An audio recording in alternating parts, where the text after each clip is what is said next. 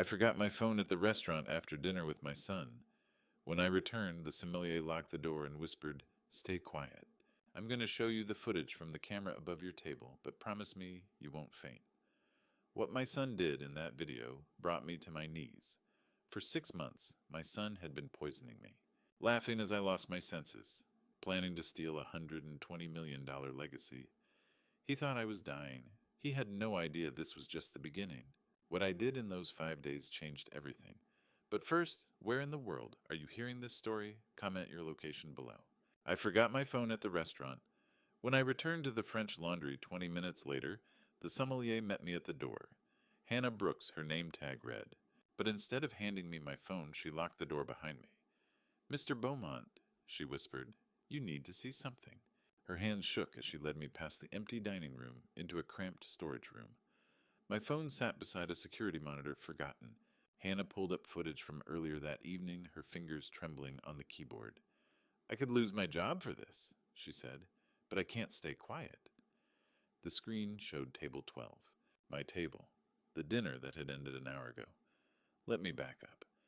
Earlier that evening, I'd been struggling to taste a $200 Cabernet. The wine was supposed to be magnificent. Harlan Estate 96 points. But to me, it was just liquid. The complex notes I should have tasted were ghosts. "Dad, you look awful." Benjamin leaned forward, concern etched across his face. My son, 37 years old, vice president of sales at Beaumont Estate Winery. "These dizzy spells are getting worse." Beside him, Francesca nodded. "My daughter-in-law draped in emerald silk and too much gold. The doctor said it's age-related degeneration, Theodore. You need to step back before something serious happens." The room swayed when I turned my head. I'd been losing my sense of smell for months. Taste followed. The dizziness came in waves, unpredictable and terrifying. At 68, maybe they were right. Maybe my body was giving out. "The power of attorney papers," Benjamin said gently. "Sign them next week. Let me handle the day-to-day operations. You can finally rest." 40 years I'd built that winery, 3 generations of Beaumont blood in that soil.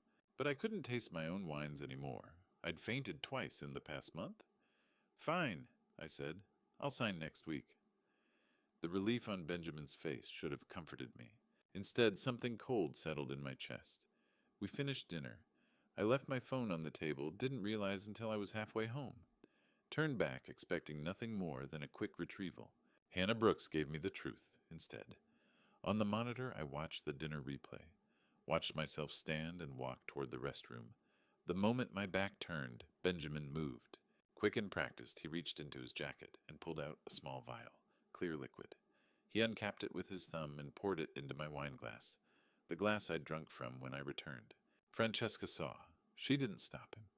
She turned her body, shielding him from view, and smiled. But that wasn't the worst part. After I sat back down and drank, after I'd grimaced at the taste, I could barely detect. Benjamin waited until I looked away. Then he hunched his shoulders and let his head wobble, mimicking my tremor. His face twisted in a cruel parody of my confusion, and Francesca laughed, silent on the footage but unmistakable. My son, poisoning me, mocking me. My knees buckled. I hit the floor of that storage room, Hannah's hands catching my shoulders. "I'm so sorry," she kept saying. "I'm so sorry. I don't know how I made it outside." Hannah steadied me across the parking lot, my phone clutched in a hand that wouldn't stop shaking. The night air should have smelled like jasmine. The gardens were famous for it. But I smelled nothing. Just absence where my senses used to be.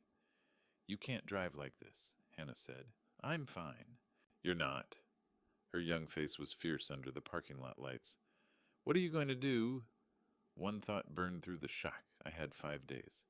The board meeting was Friday. If I did nothing by next week, Benjamin would control everything. By next month, I'd be warehoused in some coastal condo, while my son destroyed 40 years of work. "This ends Friday," I said. The words surprised me with their certainty. I'd watched my son poison me, watched him laugh about it. Whatever illness I thought I had, whatever age-related degeneration the doctors diagnosed, it was a lie. Benjamin had been poisoning me for months, maybe longer, making me weak enough to sign away my life's work. But I had 5 days. 5 days to figure out what he'd used, why he'd done it, and how to stop him. 5 days to save everything my family had built over 3 generations. Hannah Brooks squeezed my arm. Tell me how I can help. I didn't have an answer yet, but standing in that parking lot, betrayal still fresh as an open wound, I knew one thing with absolute clarity. This ended Friday. The carriage house lab smelled like my father oak rubbing alcohol, and 40 years of careful work distilled into chemical traces. Past midnight when I unlocked the door, but sleep wasn't an option. Not after watching my son poison me on camera. The fluorescent lights buzzed to life above my head, illuminating equipment my grandfather had brought from France. Glass beakers and copper distillation coils polished by 3 generations of use. Tonight, I needed them to tell me exactly how Benjamin was killing me. I cut the wine-stained fabric from my jacket sleeve with surgical scissors and placed it in a test tube. Added solvent sealed it, gave it a shake. The stain dissolved into cloudy liquid. While it processed, I pulled down toxicology textbooks I hadn't opened since graduate school at UC Davis. If there was poison in my system, the chemical breakdown would reveal it. Everything left traces, even betrayal. The chromatography equipment took 90 minutes to warm up and run the sample. I spent that time pacing the lab, my mind cycling through possibilities. What compound could destroy taste and smell without killing outright? What would make a doctor diagnose age-related degeneration instead of poisoning when the printout finally emerged? I had my answer. 2 chemical peaks, sharp and unmistakable. Zinc chelate, a compound that bound to zinc in the bloodstream and flushed it out through the kidneys. And sulfite receptor blocker industrial chemistry used in wine production testing, never meant for human consumption. Together they were brilliant. Evil, but brilliant. Zinc deficiency destroyed taste and smell, gradually mimicking natural aging. The sulfite blocker specifically targeted the receptors that detected wine compounds sabotaging the one sense I'd built my entire life around. I'd been losing my palate not because of age, but because Benjamin was systematically dismantling it. The most important discovery: both compounds were temporary. Stop the exposure supplement with zinc and my senses would return. Slowly, but completely. Benjamin hadn't wanted me dead. He'd wanted me broken, confused, desperate enough to sign away everything I'd built. I left the lab and went into the main house. Benjamin and Francesca had driven back to their San Francisco apartment. After dinner, they kept a place in the city, visited the estate 3 or 4 times a week. The house was mine. I started with the kitchen. The vitamin bottles Benjamin had given me 3 months ago sat cheerfully in the cabinet. Nature's Strength. Zinc support formula for your health, Dad. I peeled away the label. Underneath, in stark black and red, Vintech Global. Industrial Solutions Division. Sample batch, Alpha 7. Not vitamins. The poison itself repackaged. In Benjamin's old bedroom, I found more. Empty vials in the bathroom trash, each embossed with the same logo. Property of Vintech Global, not for resale. Someone had been supplying him. Someone with access to industrial chemicals and a complete absence of conscience. His desk drawer held the final piece. Gambling debts. Casino markers from Las Vegas, Reno, Atlantic City. Credit card statements with cash advances circled in desperate red ink. $3.2 million. Payment due in 90 days. 3 months. The same timeline as my symptoms. If I signed next week, Benjamin would control a winery worth $120 million. More than enough to clear his debts. More than enough to justify destroying his father in the process. I sat at my father's old desk, surrounded by evidence. Behind me, Catherine's photograph smiled from its shelf, her laughing face frozen 20 years ago in this same room. I couldn't face this alone. Benjamin had a partner. Someone at Vintech Global who'd provided the compounds helped plan this. I needed help from someone I trusted absolutely. I reached for my phone and found Martin Cross's number. He answered on the second ring, voice rough. Theodore, it's 3 in the morning. I need you at the estate, I said. Now. And Martin, don't tell anyone. Silence. Then I'll be there in 20 minutes. I hung up and looked at the vials lined up on my desk. Vintech Global. By Friday, I'd know who they were, and they'd learn what happened when you came after a Beaumont. Saturday morning, I made the call that would set everything in motion. My voice shook, not from weakness, but from the effort of sounding weak. Benjamin, I can't wait until next week. Come today. Bring the papers. Silence. Then carefully, Dad, are you sure you sound... I woke up and couldn't smell my coffee. I let the words crack. Nothing, not even bitterness. It's all gone, son. Muffled conversation on his end. When Benjamin came back, his voice was smooth, with barely contained excitement. We'll be there by 2. Thank you. I made it surrender. I want this over. He arrived at exactly 2 o'clock with Francesca in a bakery box. The power of attorney documents were pristine in a leather folder. I met them in my bathrobe, let my hand shake on the doorframe. Benjamin's eyes gleamed. Dad, you look terrible. I feel terrible. I shuffled toward the living room. What's that smell? Something's burning. Francesca set the cake on the coffee table. Chocolate Theodore, your favorite. I leaned over it and jerked back. That's not chocolate. It smells like burnt rubber, like chemicals. Are you trying to poison me? Benjamin's hand found my shoulder. Dad, your nose is confused. Let's get these signed so you can rest. He spread the documents across the table. General power of attorney cream paper, his lawyer's seal embossed at the bottom. My name waiting for a signature. I reached for the pen, fumbled for reading glasses, knocked them to the floor. When I straightened my elbow, caught the water carafe. Crystal met mahogany. Water flooded the documents, ink bleeding seal dissolving. No, Benjamin lunged, but too late. The power of attorney was ruined. I'm sorry. I made my voice crack. My hands don't work anymore. He stood holding dripping paper face, cycling through rage and forced patience. It's fine, he said through clenched teeth. We'll print new ones Monday. No, at the office. Friday. I looked up, confusion clouding my eyes. The board meeting, everyone there. If I'm signing away 40 years, I want witnesses. So everyone knows it was my choice. Benjamin glanced at Francesca. She nodded slightly. Witnesses would make it harder to contest later. Okay, Dad. Friday at the board meeting. They left soon after. I watched their car disappear down the drive, then waited for dark. Martin arrived after 11, parking behind the old barn. We met at the oak tree on the property's eastern edge, the same tree where my father had taught me to prune vines 50 years ago. What's this about? Martin's voice was rough with concern. I handed him a vial. My son is poisoning me. This is what he's using. Martin held it to the moonlight, then looked at me. Didn't question, didn't ask if I was certain. Just, what do you need? The vintage collection, every bottle. It needs to be moved before Friday. Moved where? Anywhere Benjamin can't find it. I kept my voice level. He's planning to destroy it. I need it gone by Thursday night. Martin was quiet. Then he squeezed my shoulder hard. The wine will be safe, old friend. I swear it. He didn't ask why. 35 years together meant trust without explanation, but I saw understanding in his eyes. He knew what I was asking could cost him everything if we failed. Thursday night, I repeated. Martin nodded and disappeared into darkness. I stood alone under the oak, looking back at the house where my son had tried to steal my life. 4 days until Friday. The end game had begun. For 4 days I played the dying patriarch, shuffled when they watched, fumbled with wine glasses, let them see exactly what they wanted to see. But alone in the lab, I was healing. I drank zinc-rich solutions 3 times a day, detoxed with activated charcoal and milk thistle. By Monday, I could taste the bitterness in my coffee. By Tuesday, the oak barrels in the cellar smelled like oak again, not nothing. I kept it hidden.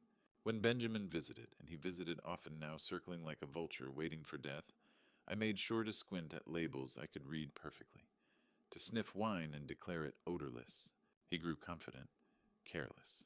Wednesday afternoon, I sat in the living room, pretending to doze while Benjamin paced the garden phone pressed to his ear.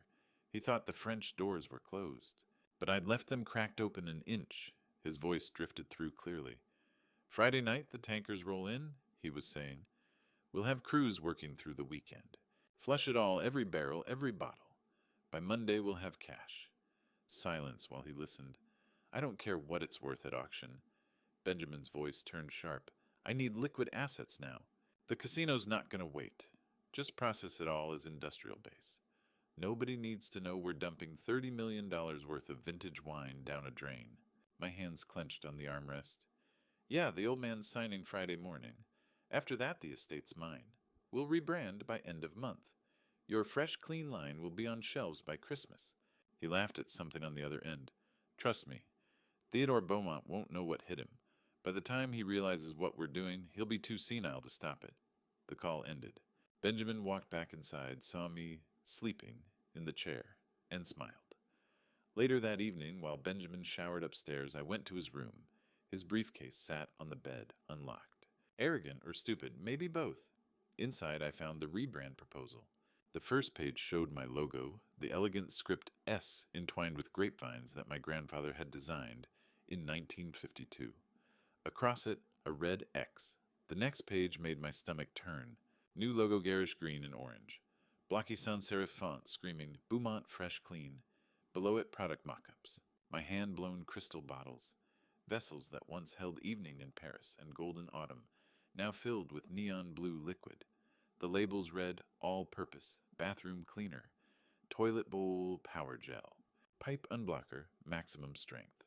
The Scent of Clean by Beaumont. The tagline at the bottom perverting everything my family had built. They weren't just stealing the winery. They were turning 3 generations of craftsmanship into bathroom chemicals. My name, Catherine's memory. My father's legacy reduced to toilet bowl commercials. I thought of Catherine's photo in the lab, her laughing face as she'd helped me blend the 1998 vintage.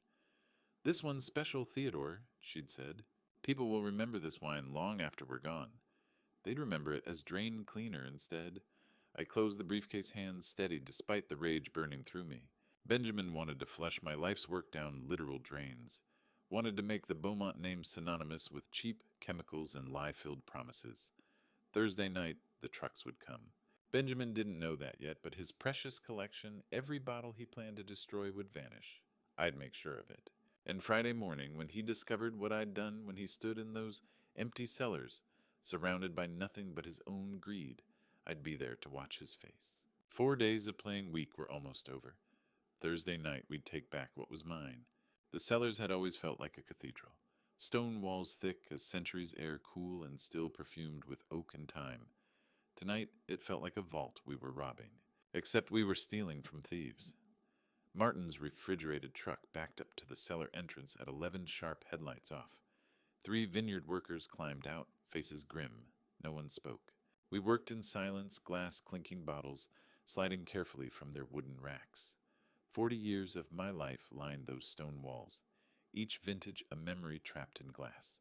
The 1974 that Catherine and I had made during our honeymoon summer.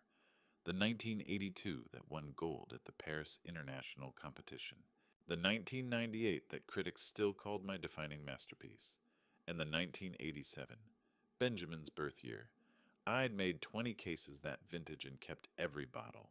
They were supposed to be opened at milestones his wedding day, the birth of his first child, the afternoon he'd take over the winery, with pride instead of poison. Celebrations that would never happen now. I pulled one bottle from its slot in the rack. The label had yellowed slightly. Over 37 years, the wax seal cracked with age. Inside, the wine had been maturing patiently, waiting for a moment worthy of it. Made this when he was born, I said quietly. Martin had come to stand beside me. Saved it for the day he'd earned it. Martin looked at the bottle, then at me. His weathered face was sad but firm. Save it for someone who deserves it. I nodded once and placed it carefully in the padded wooden crate. Someone would drink this wine someday. Someone who understood what it meant to build something slowly with patience and love. Just not my son. The crew worked through the night with methodical silence. Every bottle cataloged, wrapped in protective tissue, loaded into climate-controlled trucks. The 1950s reserves my father had made with his own hands.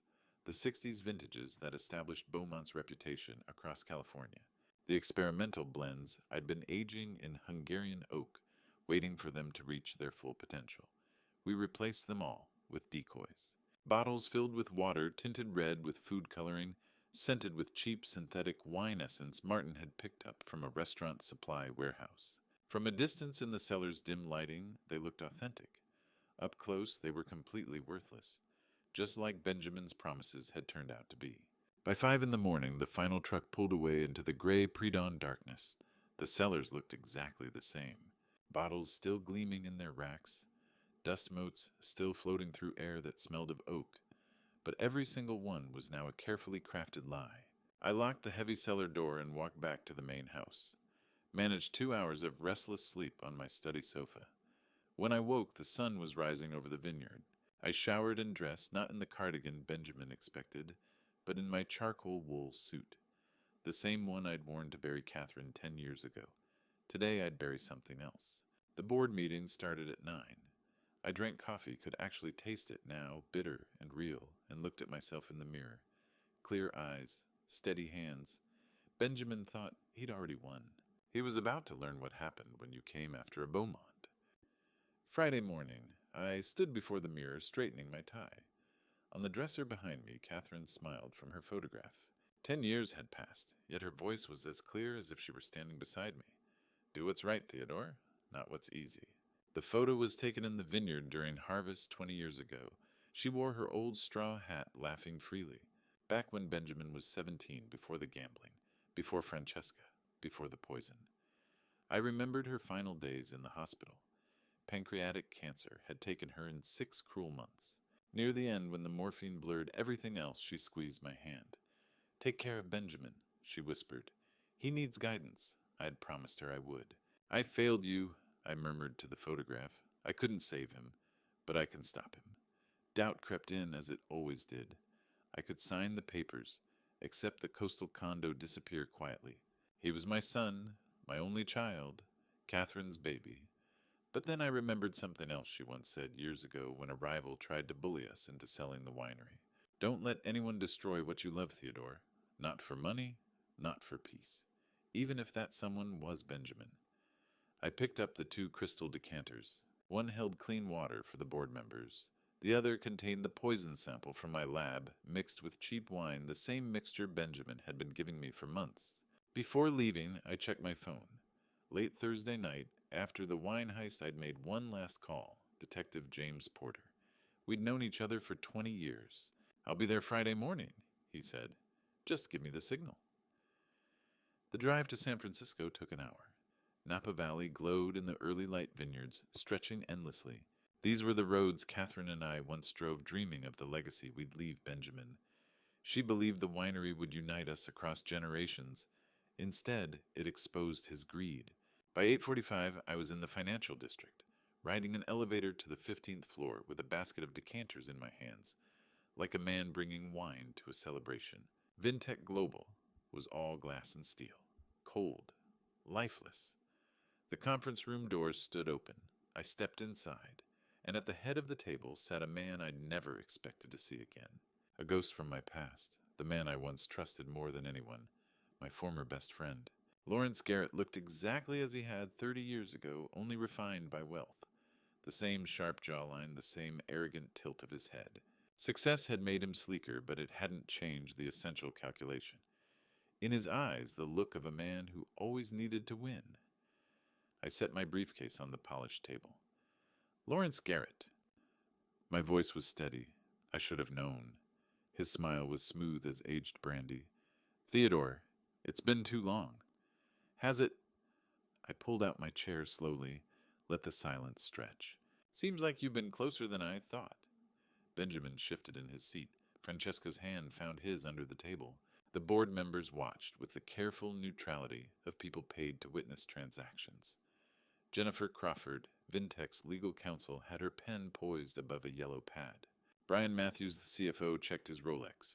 Stephen Palmer, COO, simply waited. Well, Lawrence spread his hands.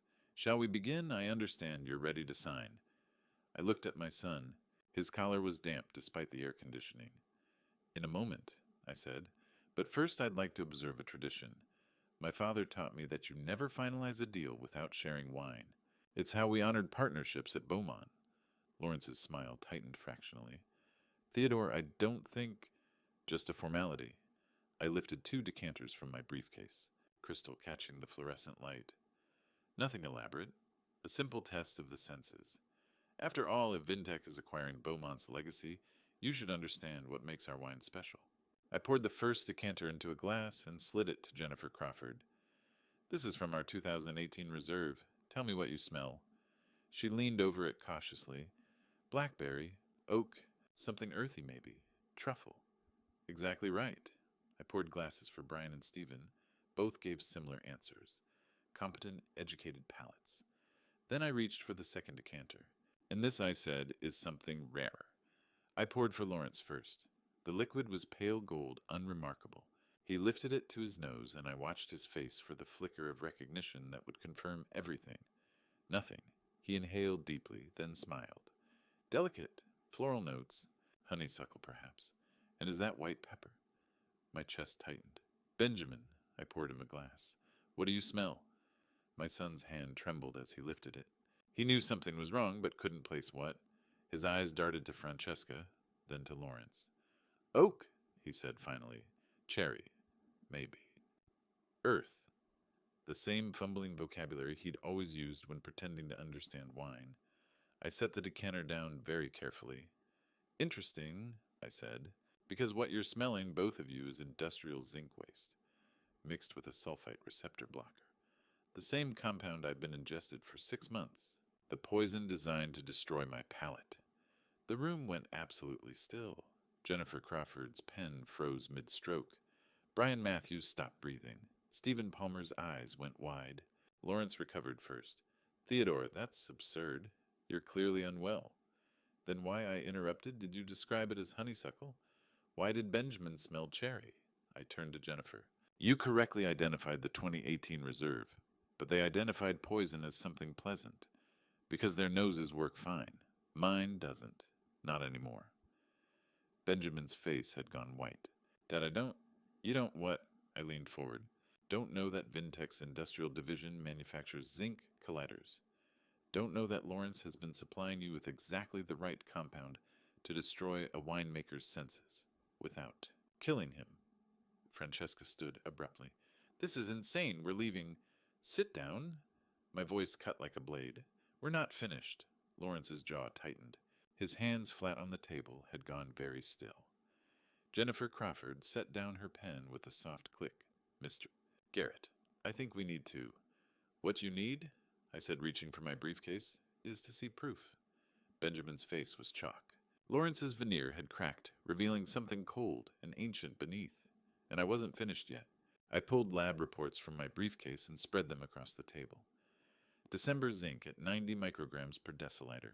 Normal. I tapped each page. March 52. May 31. Last week, 18 clinical deficiency. 6 months of documented poisoning.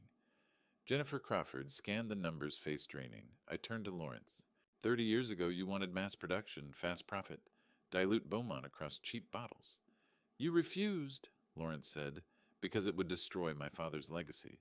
So I bought you out. $2.5 million. And built a $120 million empire? Lawrence stood, while I failed at everything, then founded Vintech to prove you wrong.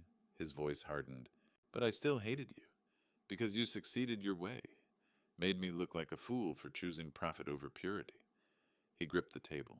So when I found Benjamin drowning in $3.2 million of debt, I saw my chance.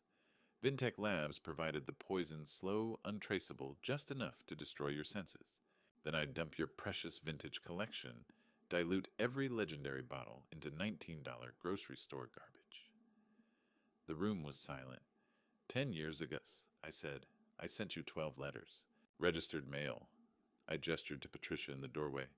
Catherine had died. I had heart disease. I offered you equal partnership in a $100 million estate. Patricia stepped forward with receipts. 12 letters delivered between 2014 and 15, never answered. Lawrence's face went white. You tried to reconcile. I tried to give you redemption. You were too consumed by revenge to notice. I set my phone down and pressed play. Benjamin's voice filled the room. The old man can't taste anything. Friday we close Tanker's Roll, flush the whole collection, turn Dad's legacy into toilet cleaner money. Mom would probably want this. She always said he loved wine more than us. Cruel laughter. My throat tightened. Catherine loved you more than life. Her last words were, take care of Benjamin. This would destroy her. Benjamin's face crumpled. Dad, you had 10 years to honor her memory. My voice nearly broke. You chose this. I stood. You wanted the vintage collection. Martin moved every bottle Thursday night. Your tankers will find colored water. Benjamin whispered, that's impossible. The door opened. Detective Porter stepped in with officers. Benjamin Beaumont Lawrence Garrett, You're under arrest for conspiracy, attempted murder, and fraud. Handcuffs clicked. Benjamin collapsed, sobbing. Francesca screamed about lawyers. Lawrence stared at me. I could have been part of something great. Twice. Yes, I said. You could have. They led him away. The room emptied. I stood alone at the window watching the financial district below. I'd won. Saved the winery. Exposed the conspiracy. But victory tasted like ash. I'd buried my son today. Just not literally. 6 months later, spring came to Napa Valley the way it always did, slowly, then all at once. The vines didn't care about betrayal. They just kept growing. And I learned that people could too. Dawn broke over Beaumont Estate, painting the vineyard gold. Hannah walked beside me between the rose notebook in hand, eyes bright with questions. How do you know when the grapes are ready? She asked. I touched a cluster, felt the weight. You taste them, not with your mouth, with your heart. She smiled the same smile from that night at the French Laundry, when she showed me the truth that changed everything. Benjamin got 7 years federal. Conspiracy, attempted murder, fraud. Francesca divorced him within a month, walked away with nothing. Lawrence got 15 years. Vintech Global collapsed within weeks, shareholders fleeing the scandal. My senses returned slowly. First salt, then sweetness, then finally the complex notes I'd spent 40 years learning to distinguish. Cedar and blackberry, leather and earth, like waking from a bitter dream. Wait here, I told Hannah. I returned with a dusty bottle, Beaumont Reserve 1987. The year my son was born, I made this vintage to celebrate his future. I turned it in my hands, kept it 37 years for a celebration that never came. I opened it carefully the way my father taught me. Poured 2 glasses, watched morning light catch in the amber liquid. Hannah lifted hers, tears forming. It's beautiful. Taste it first. She did, and her expression shifted surprise, wonder, understanding. It's perfect, she whispered. Yes. I met her eyes. And now it's yours. This legacy. All of it. Her hand trembled.